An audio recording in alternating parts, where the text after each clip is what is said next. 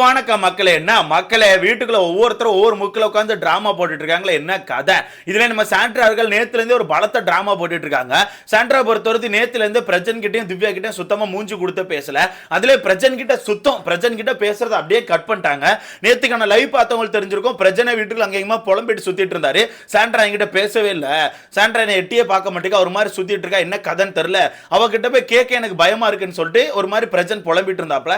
அப்ப நான் கூட என்ன நினைச்சேன்னா, சரி ஓகே, இந்த சாட்டர்டே சண்டேல இந்த கட்டு நீட்டுன்னு சொல்லி ஒரு இது வச்சிருந்தாங்கல்ல, அதுல நம்ம பிரஜன் அவர்கள் சாண்ட்ராக்கு கட்டு கொடுத்துட்டாங்க, அப்புறம் நம்ம திவ்யா கொண்டு நீட்டு கொடுத்துட்டாங்க. அந்த விஷயத்துல ஏதோ கொஞ்சம் மன கஷ்டத்துல இருப்பாங்க போல, அதனால பேசாம இருக்காங்க போலன்னு சொல்லி நான் நினைச்சேன். ஆனா இப்போ ஒருத்தருக்கு வீட்டுக்குள்ள அந்த விஷயம் தொடர்ந்து போய்கிட்டே இருக்கு. என்ன கதை எனக்கு சுத்தமா தெரியல. ஆக்சுவலா சாண்ட்ரா பொறுத்தவரைக்கும் பிரஜன் கிட்ட மட்டும் கோவப்பட்டா பரவாயில்ல, ஆனா திவ்யா கிட்ட ஒரு மாதிரி கோவப்படுறாங்க. அதுவும் திவ்யா கிட்ட பேசுற விதத்தெல்லாம் பாத்தீங்கன்னா ரொம்பவே ரூடா இருக்கு. ஒரு ரீசனே இல்லாம ஒரு மாதிரி கோவப்பட்டு இருக்காங்க. இது ஏதோ வித்தியாசமா எனக்கு ஃபீல் ஆகுது. மக்களுமே அந்த விஷயத்தை கொஞ்சம் உணர்ந்திருக்காங்க.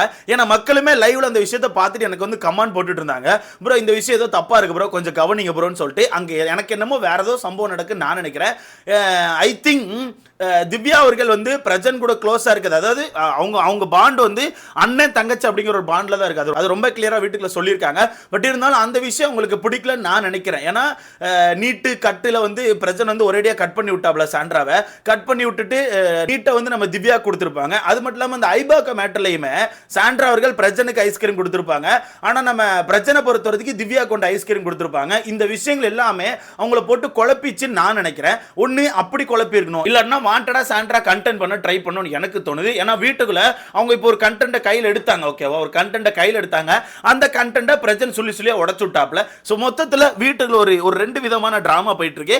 என்ன விஷயங்கள் அப்படிங்கறது மொத்தமா சொல்றேன். ஸோ வீடியோக்குள்ள போறதுக்கு முன்னாடி மறக்காம இந்த வீடியோ லைக் பண்ணி சேனலை சப்ஸ்கிரைப் பண்ணிக்கோங்க. நீங்க போடுற ஒவ்வொரு லைக்கும் தான் நமக்கான வீடியோ ஒரு 10 பேருக்கு சஜஸ்ட் பண்ணும். ஸோ முடிஞ்ச அளவுக்கு லைக்கை போட்டு சேனலை சப்ஸ்கிரைப் பண்ணிக்கோங்க. ஃபர்ஸ்ட் நேத்துல இருந்தே நம்ம சாண்ட்ரா அவர்கள் பிரஜன் கிட்ட சுத்தமா பேசவே இல்லை, மூஞ்சி கொடுத்து பேசவே இல்லை. நீங்க நிறைய இடத்துல கவனிச்சிருக்கலாம். பிரஜன் பக்கத்துல போய் ஏதோ பேச போனா கூட சாண்ட்ரா வந்து பெருசா மூஞ்சி கொடுத்து பேச மாட்டேங்காங்க. ஒரு மாதிரி இப்படி உட்கார்ந்து இருக்காங்க. அப்படியே அவங்க எப்பவுமே ஒரு கூட்டமா உட்கார்ந்து பேசுவாங்கல்ல, அப்படி கூட்டமா உட்கார்ந்து இருக்கும்போது கூட சாண்ட்ரா பொறுத்தவரைக்கும் நம்ம பாரு கிட்ட தான் பேசினாங்களே தவிர பிரஜன் கிட்ட பேசவே இல்லை. ஓகேவா, பிரச்சனை கிட்ட எங்கேயுமே மூஞ்சி கொடுத்து பெருசா பேசவே இல்லை. அது பாட்டுக்கு அப்படியே உட்கார்ந்துருக்காங்க. இவங்க எல்லாம் ஒரு கான்வர்சேஷன் பண்ணிட்டு இருக்கும்போது பாட்டு கிளம்பி போயிடுறாங்க. இந்த மாதிரி தான் நேத்து ஃபுல்லா இருந்தாங்க. இன்னைக்கு காலையிலயும் சேம் அதே மாதிரி விஷயம் கன்டினியூ ஆகிட்டே இருந்துச்சு. அப்ப காலைல என்ன பண்ணிட்டாங்கன்னா, வெளியே இருக்க ஒரு முக்கு சோஃபால போய் உட்காந்துட்டாங்க. வெளியே இருக்க ஒரு முக்கு சோஃபால போய் உட்காந்து ஒரு மாதிரி சேடா இருக்க மாதிரி காமிச்சுக்கிட்டாங்க. அப்போ உள்ள இருந்த பிரஜன் போய் பேசவும் இல்லை. எனக்கு இங்க தான் இன்னொரு சந்தேகம் வருது. புருஷன் பொண்டாட்டியா இருக்காங்க, ஏதோ ஒரு விதத்துல அவங்க லோவா இருக்காங்க. கண்டிப்பா பிரஜன் போய் கேட்டுருக்கணும். ஒரு புருஷனா பொண்டாட்டிக்கு என்ன ஆச்சுன்னு போய் பார்க்க வேண்டியதான் புருஷனுக்கான வேலை. பட் நம்ம பிரச்சனை பொறுத்த வரைக்கும் நேத்துல இருந்து போய் கேட்கவே இல்லை, என்ன ஆச்சு ஏதாச்சுன்னு சொல்லி கேட்கவே இல்லை. அங்க எனக்கு வந்து மிகப்பெரிய சந்தேகம் வேற வருது, வாண்டடா கண்டென்ட் பண்றாங்களோன்னு சொல்லிட்டு. அப்ப இன்னைக்கு காலையில அப்படி நடந்து போய் வெளியே உட்காந்துட்டாங்க. பிரஜன் பார்த்துட்டு அவர் பாட்டு வீட்டுக்குள்ள டீலக்ஸ் ரூம்ல அந்த பெட் எல்லாம் மடிச்சு வச்சுட்டு இருக்காப்ல. அப்ப திவ்யா வந்து கேட்கறாங்க சாண்ட்ரா எங்க அப்படின்னு சொல்லிட்டு. அப்ப இவரு சொல்றாரு வெளியே இருக்கா அப்படின்னு சொல்லிட்டு. அப்ப திவ்யா என்ன பண்றாங்கன்னா, சரி நான் போய் கேட்கிறேன், என்ன ஆச்சுன்னு கேட்கணும்ல, நேரத்துல இருந்து ஒரு மாதிரி சுத்திட்டு இருக்கா, என்ன நான் போய் கேட்கறேன்னு சொல்லிட்டு திவ்யா போய் கேட்கறாங்க. திவ்யா போய் கேட்கும்போது சாண்ட்ரா ஒரு மாதிரி டம்மு டிம்முன்னு வெடிச்சுட்டாங்க. ஒரு மாதிரி வெடிச்சு, என்ன காமெடி பண்றீங்க, நான் சோகமா இருக்க கூடாதா, எனக்கு ஃபீலிங்ஸ் இருக்க கூடாதா, உனக்கு என்ன பிரச்சனை அப்படின்னு சொல்லிட்டு ஒரு மாதிரி வெடிச்சிட்டாங்க. அப்ப அந்த இடத்துல திவ்யா பாவம், ஏமா நீ எப்படி இருக்க, சோகமா இருக்கேன்னு கேட்க வந்தமா, நீ ஆமா என்கிட்ட வெடிக்க அப்படிங்கும் போது, நான் சோகமா இருக்க கூடாதா, உன்கிட்ட சொல்லிட்டே இருக்கேன்மா, நான் எதுக்கு சோகமா இருக்கேன், அங்க ஒருத்தர் இருக்கான் அவங்க கிட்ட போய் கேளுன்னு சொல்லிட்டு ஒரு மாதிரி வெடிச்சிட்டாங்க. அப்ப திவ்யா என்ன சொல்றாங்கன்னா, அப்ப அவருக்கே தெரியலமா, அவரே தெரியலன்னு சொல்லி தான் எதை யோசிச்சுட்டு இருக்காரு, அதான் உன்கிட்ட வந்து பேசுற, என்ன ஆச்சுன்னு சொல்லுனா அவள சொல்ல முடியாது, என்ன சொல்லணும், அவருக்கு தெரியும் இந்த மாசம் எங்க அப்பாவோட இறந்த நாள் உனக்கு தெரியுமான்னு சொல்லிட்டு அவங்க அப்பாக்கான இறந்த நாள்னு சொல்றாங்க. அதனால வருத்தமா இருக்க மாதிரி ஒரு விஷயத்த சொல்றாங்க. ஆனா அந்த விஷயத்த நம்ம திவ்யா வந்து வீட்டுக்குள்ளவே பிரஜன் கிட்ட சொல்றாங்க. என்னன்னா, அவங்க அப்பா இறந்த மாசமாமே, அதனால தான் அவங்க சேடா இருக்காங்களா, உனக்கு தெரியாத அண்ணா அப்படின்னு சொல்லி கேட்டோன்னே பிரஜன் என்ன சொல்றாருன்னா, இல்ல அது அடுத்த மாசம் தான், ஜனவரி மாசம் தான் அவங்க அப்பா வந்து தவறுனாங்க, இவ எதுக்கு இப்போ இப்படி சொல்றான்னு எனக்கு தெரியலன்னு சொல்லிட்டு பிரஜன் சொல்றாங்க. சோ இங்க சாண்ட்ரா ஏதோ கண்டென்ட் பண்ண ட்ரை பண்றாங்க. ஒன்னு இது வந்து என்னோட ஃபர்ஸ்ட் பாயிண்ட் ஆஃப் வியூ. ரெண்டாவது பாயிண்ட் ஆஃப் வியூ இருக்கு, அதை சொல்றேன். ஃபர்ஸ்ட் பாயிண்ட் ஆஃப் வியூல இவங்க வந்து ஏதோ கண்டென்ட் பண்ண ட்ரை பண்றாங்க. பட் அந்த கண்டென்ட்டை பிரசன் வந்து பெருசா எடுத்துக்க மாட்டேங்காரு. அந்த கண்டென்ட்டுக்கு ஒத்துழைப்பு கொடுக்க மாட்டேங்காரு. ரொம்ப ஈஸியா முடிச்சு விட்டாரு. அது அவங்க அப்பா தவறுனது வந்து அடுத்த மாசம் தான் அப்படிங்கறத சொல்லிட்டாங்க. அப்போ திவ்யா அந்த இடத்துல அப்ப எதுக்கு இவங்க சோகமா இருக்காங்கன்னு தெரியலையே, ஏன் சோகமா இருக்கான்னு தெரியல. பேச போனாலும் ஒரு மாதிரி எரிஞ்சு விழுறான்னு சொல்லிட்டு திவ்யா சொல்லிட்டு இருக்காங்க.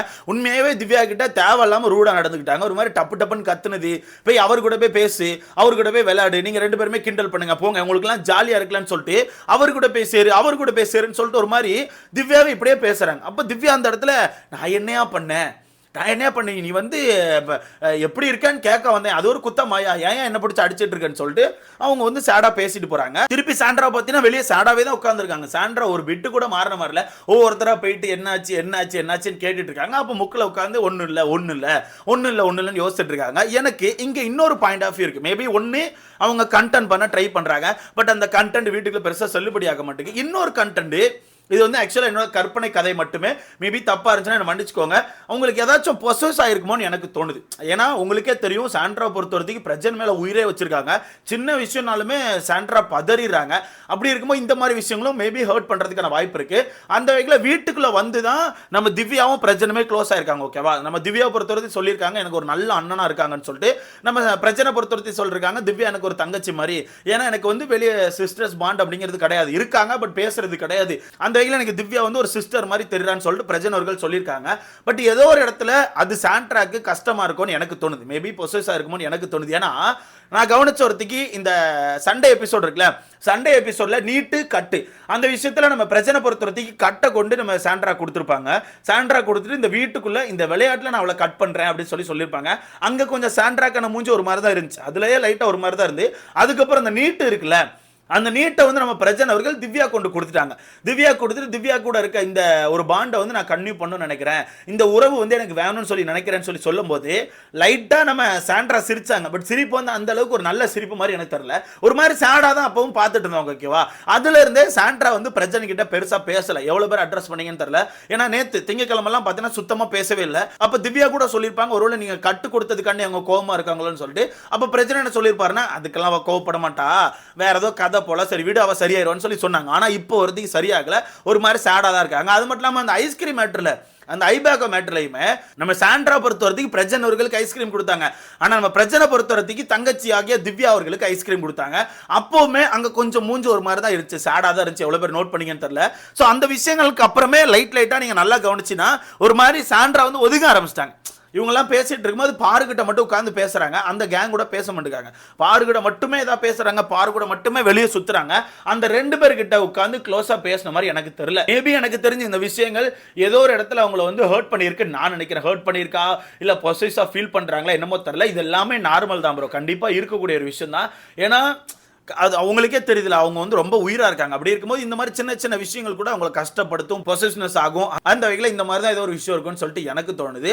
ஸோ மொத்தத்தில் காலில இருந்து சாண்ட்ரா அவர்கள் முக்க பிடிச்சி உட்கார்ந்துருக்காங்க. சாண்ட்ரா அந்த இடத்த விட்டு எந்திரிச்சு வந்த மாதிரி இல்லை. பட் இங்கே எனக்கு மிகப்பெரிய டவுட் என்னன்னா, இப்போ பொசசிவ்ஸே ஆகினா கூட பிரஜன் அவர்களுக்கு ஒரு கட்டத்தில் தெரிய வந்துடும் அவ சும்மா ஏதோ பண்றான்னு சொல்லிட்டு. இப்போ பிரஜன் என்ன பண்ணிருப்பாரு, கண்டிப்பா நேரா போய் பேசியிருப்பாரு, என்ன சேடா இருக்கா இவளுக்கு என்ன பிரச்சனைன்னு சொல்லிட்டு கண்டிப்பா போய் பேசியிருப்பாரு. ஆனா கடந்த 2 நாளா நானும் பார்த்துருக்கேன், அதான் நேத்துல இருந்து நானும் பார்த்துட்டு இருக்கேன், பிரஜன் போய் பேசவே இல்லை. பிரஜன் போயிட்டு என்ன ஆச்சு, என்ன கதை, ஏன் இப்படி இருக்கா, எதுவுமே கேட்க மாட்டேங்காரு, அவர் பாட்டுக்கு விட்டுட்டாரு. அது மட்டும் இல்லாமல் நேத்துக்கான எபிசோட்ல இன்னொரு சீன் கூட பார்த்துருப்பீங்க, பிரஜன் அவர்களுக்கு பிக் பாஸ் வந்து ஒரு பாராட்டுகள் கொடுத்துருப்பாங்க. என்னன்னா, நீங்க நல்லா கேம் ஆடுறீங்க, இப்போ தனியா கேம் ஆட ஆரம்பிச்சிருக்கீங்க, உங்களுக்கான கேம் வந்து தனியா வெளியே வந்திருக்கு, ஆனா சாண்ட்ராக்கான கேம் இன்னும் வெளியே வரல, சாண்ட்ரா இன்னும் உங்ககிட்ட இருந்து எதிர்பார்க்கிறேன், பிரஜன் உங்களை விட்டு பிரிஞ்சு தான் கேம் ஆடிட்டு இருக்காரு, உங்களுக்கான கேமை நீங்க மாத்திக்கோங்க அப்படின்னு மாதிரி ஒன்று சொல்லியிருப்பாங்க.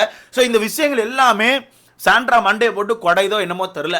அந்த ஐஸ்கிரீம் மேட்ரி, இவர் வந்து தனியாக கேம் ஆடுறாரு சொல்லி பிக் பாஸ் பாராட்டின விஷயம், நீட்டு கட்டு, இந்த விஷயங்கள் எல்லாமே சேர்ந்து சாண்ட்ராவை போட்டு ஒரு மாதிரி கொடையுதுன்னு நான் நினைக்கிறேன். அதனால தான் சாண்ட்ரா அவர்கள் ஒரு மாதிரி ரியாக்ட் பண்ண தெரியாம ஒரு மாதிரி ரியாக்ட் பண்ணிக்கிட்டு ஒரு முக்க பிடிச்சி போய் உட்கார்ந்துருக்காங்க. இது எனக்கு என்னமோ சரியில்லைன்னு தான் தோணுது. இதனால தான் முன்னாடியே சொன்னேன், சாண்ட்ராவை வெளியே தூக்கி போடுங்க, அப்போ பிரஜனுக்கான கேம் கொஞ்சம் நல்லா இருக்கும், பிரஜன் வந்து இந்த வீட்டுக்குள்ள கொஞ்சம் தனியாக தெரிவாருன்னு சொல்லிட்டு சொன்னா கேட்டா தானே. பிரஜன் வீட்டுக்குள்ள நல்லா பர்ஃபார்ம் பண்ணிட்டு இருக்காரு, ஓரளவு கொஞ்சம் பரவாயில்லாம வந்துட்டு இருக்காப்ல. அப்படி இருக்கும்போது எனக்கு தெரிஞ்சு சாண்ட்ராக்கான விஷயங்கள் பிரஜனுக்கு கேம் வந்து டவுன் பண்ணுமோன்னு எனக்கு தோணுது. சோ இதை நீங்க எப்படி பாக்குறீங்க, என்ன பாயிண்ட் ஆஃப் வியூல பாக்குறீங்க, உங்க கண்டென்ட் கொடுக்க ட்ரை பண்றாங்களா இல்ல உங்களுக்கு மேபி ஹர்ட் ஆயிச்சா, பிக் பாஸ் சொன்ன விஷயம் நீட்டு கட்டு ஐஸ்கிரீம் இந்த விஷயம் எல்லாம் சேர்த்து அவங்களை ஹர்ட் பண்ணிச்சா, இதை பத்தி உங்களுக்கான கருத்துன்னு சொல்லிட்டு மறக்காம கமெண்ட்ல போடுங்க, அடுத்த பார்க்கலாம்.